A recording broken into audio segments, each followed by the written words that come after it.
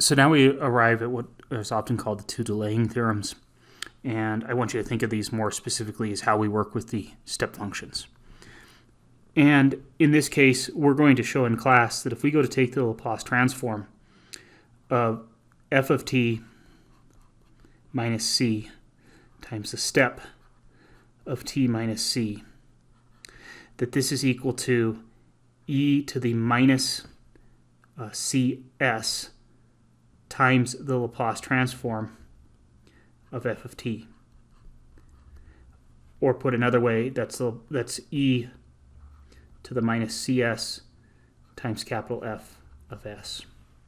Okay.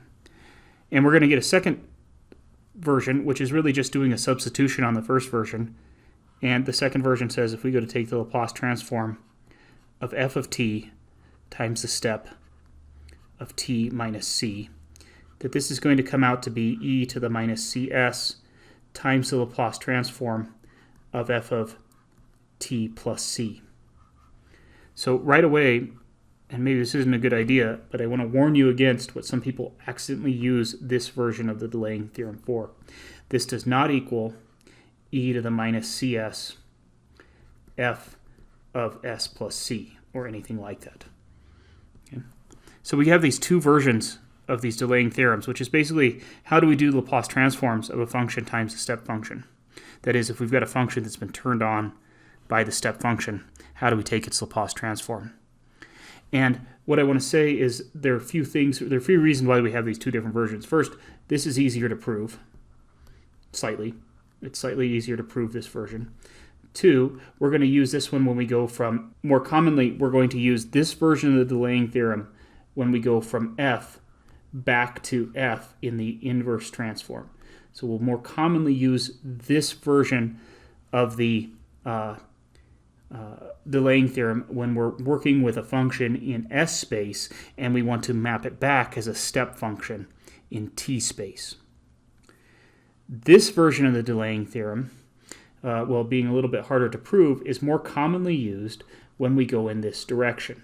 Now, folks, these aren't hard and fast rules, but that's how I kind of want you to think about it. When we've got something in the time domain, a step function, and we want to map it into the S domain, usually that's how our problem will look, and we'll have to use this rule to it.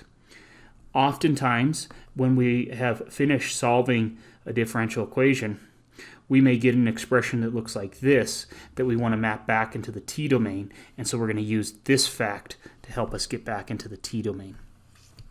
So let's go ahead and put this into practice. Here we've got this function h of t, and first of all, just for practice, let's remind ourselves what the graph of this function would look like. The graph of the regular quadratic function looks something like this, but we only want to turn on the quadratic function from t equals 1 onwards. And so our function is going to look like this, and it's going to be 0, broadcasting as 0 until we get there. So this, what I've done in the solid blue line, is the graph of h of t here. And so this looks very much like the functions that we were practicing our step functions with. So what I'd like to now do is I'd like to take the Laplace transform of h of t. And so this is the Laplace transform of t squared step t minus 1. And in this example, I'm sort of proving my own point that this problem looks more like this version of the delaying theorem than it does this version. And so careful, follow this formula very carefully and be wary of miswriting it. This is equal to e to the minus, and in this case c is being played by 1, so this is e to the minus 1s. Careful, folks. It's very easy to mistakenly put a t here instead of an s, so just be careful. And then times the Laplace transform of f of t plus c. Well, the underlying function here, the f of t in this case, is t squared. And so we're going to evaluate t squared at t plus c. So this is going to be the Laplace transform of t plus 1 quantity squared. At this point, folks, for those of us that have not worked a whole lot with the Laplace transforms, it's very easy to maybe make some misconceptions here. And that's where I'm saying I've seen a lot of students accidentally do something like what I've written in blue up here, and that's incorrect. So instead, what we'll do is we'll say that's e to the minus s, and then I don't know how to take the Laplace transform of t plus 1 quantity squared. Careful. I do know how to take the Laplace transform of t squared, and I know how to take the Laplace transform of t squared times a function involving e to the at, and I know how to do some other Laplace transforms, but I don't know how to do this Laplace transform at face value. So instead, what we'll do is we'll expand it inside the Laplace transform by FOILing it out. This would be t squared plus 2t plus 1. And then if I go ahead and continue, I now have something that I can take the Laplace transform of. I know how to take the Laplace transform of t squared of 2t and 1, and because the Laplace transform is linear, this comes out to be, this would be 2 over s cubed plus 2 times 1 over s plus, 2 times 1 over s squared plus 1 over s. And there we have the Laplace transform of this function that we see depicted right here. Now we have the Laplace transform of that in the S domain. And again, similar to what I showed you before, if you were to go look at the graph of this function, this has a discontinuity at 1. This no longer has a discontinuity at anywhere other than 0. So the very last thing I want to do on here is I want to practice going backwards using my delaying theorems. And in this case, we have this expression here. Maybe we've obtained this through solving a differential equation or something like that. But we want to take the inverse transform of this expression here. So we want to take the inverse transform. Careful, folks. It's been a little while since we've done an inverse transform. We haven't done one in this pre-work video. We want to do the inverse transform of 1 minus e to the minus 3s, s squared. That's going to bring this function in the s domain back into the time domain.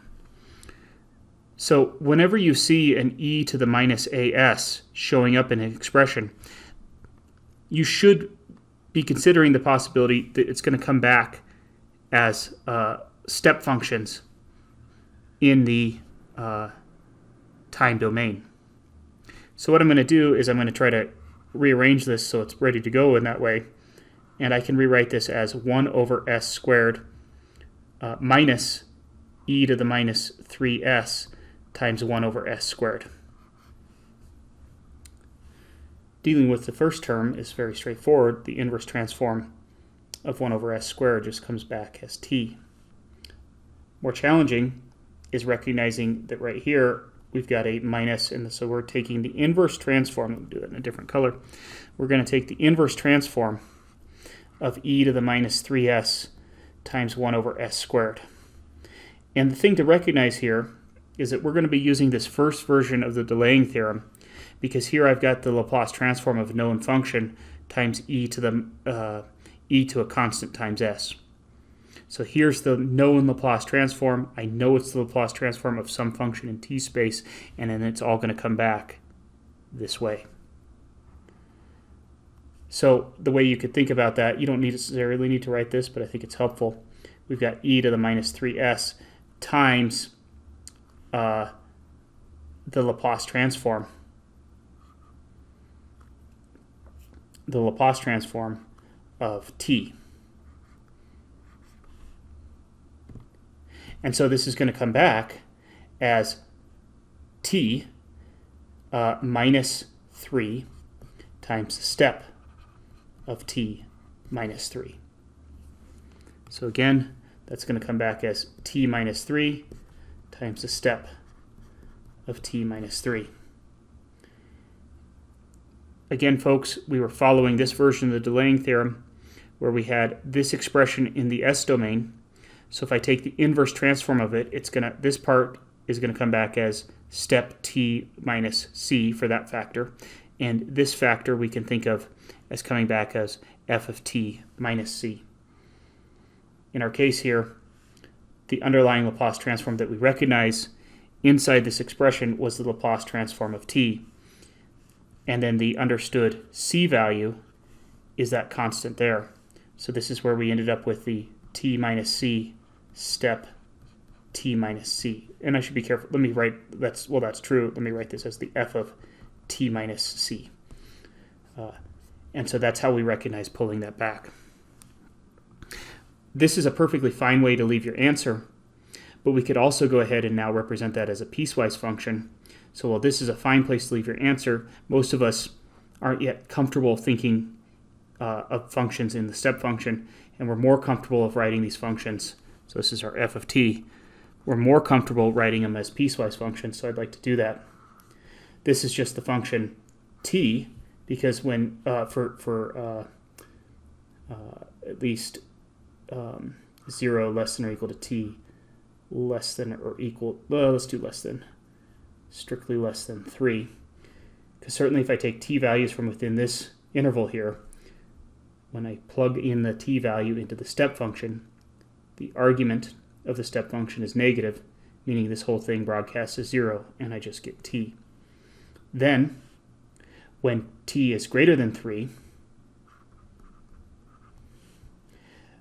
this function says, well, this would broadcast a 1, and so we get 1 minus 3 in this subtraction here, so we get t minus a minus 3, so this returns a 3. And so this function right here, this discontinuous function, this piecewise function, is the inverse transform of this function here. Folks, it's going to take a little bit of practice to use these delaying theorems to work backwards. So I've tried to give you 2 key examples that you can work through, and we'll work through some more in class. But please take a look at that and begin formulating your questions so when we get to class we can address those. Thank you very much. This was a long pre-work. I appreciate your patience.